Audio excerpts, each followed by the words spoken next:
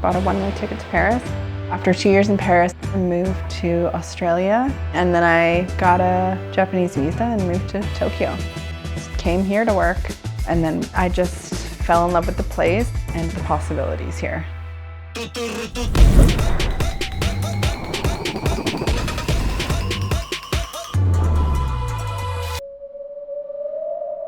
One of my first memories was when I was like 4 years old, standing on a chair making scrambled eggs, and my dad was instructing me how to do that. When I was 18, I moved to the UK to be an au pair. I did a lot of cooking, a little bit of cooking for the family, and a lot of cooking for like my friends, my au pair friends. The grandmother, she one day was like, "Have you ever thought of being a chef?"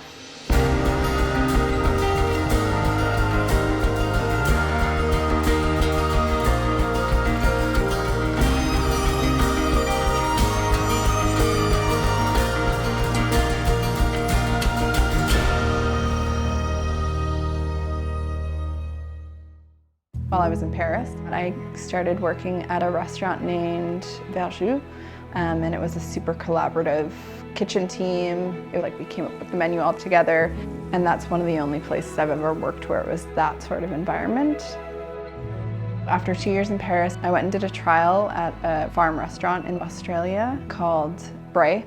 And then I knew I wanted to leave again and move abroad to Tokyo and then work with Japanese ingredients. I finally came home to Canada, and then I got a job at Nimmo.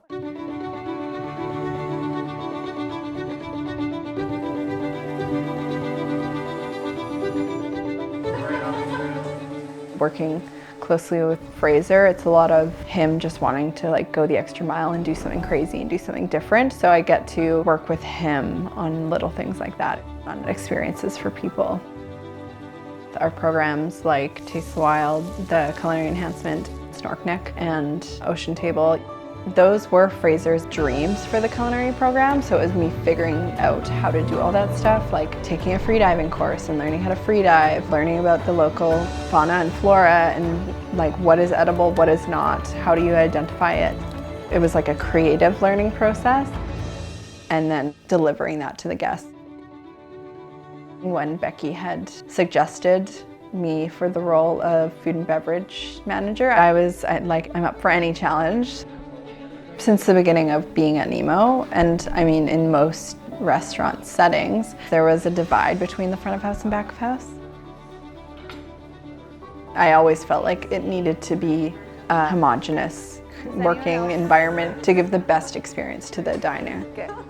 We'll try that. It was really hard to make happen, but over the years I feel like we've made it like quite a cohesive team. It almost is one team just working separately throughout the day, which is exactly what I want. Ideally, for me, the style of culinary that we're giving the guests is both wild and refined.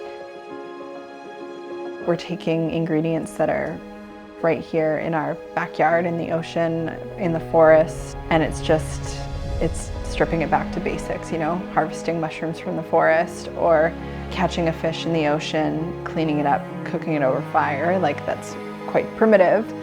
But then maybe the technique that comes into play during that cooking process or the way you plate it has a more refined element to it, and then obviously more refinement coming from our style of service and the setting. You know, like they might be dining out in the forest, but the dining table is as though you're at a Michelin star restaurant in the city.